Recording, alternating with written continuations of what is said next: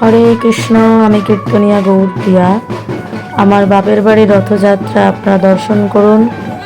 সেই জগতের নাথ জগন্নাথ, যে কিনা আমাদেরকে নিয়েই জীবনের পথটা চালনা করে, আজকে তার রথের দড়ি ধরে আমরা সবাই তাকে টেনে নিয়ে চলেছি। জীবনে চলার পথটা যাতে আমাদের সুগম হয়, সুন্দর হয়, তাই তাকে অনুসরণ করেই আমাদের তাকে চলা উচিত। এই রথযাত্রা নিশ্চয়ই সবাই খুব আনন্দ করেছেন আমার সেই জগন্নাথ বলদেব সুভদ্রাকে নিয়ে। সুন্দরভাবে দেখুন, যতটুকু পারলাম আপনাদের সাথে একটু ভিডিওটা শেয়ার করলাম। আমি অনেক ভিডিও আমার গৌরপ্রিয়া কীর্তন যে পেজ রয়েছে তাতে আমি শেয়ার করেছি এই জগন্নাথ রথযাত্রা নিয়ে অনেক কীর্তন, যেহেতু ওটা কীর্তনেরই পেজ, অনেক কথাই বলেছি ওখানে।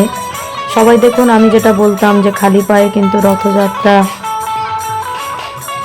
আমাদের পালন করা উচিত, বিশেষ করে রথের দড়ি ধরা উচিত, সেটা এখানকার ভক্তবৃন্দ সবাই সেটাই করছে। খালি পায়ে রথের দড়ি ধরে সবাই মিলে চলেছে।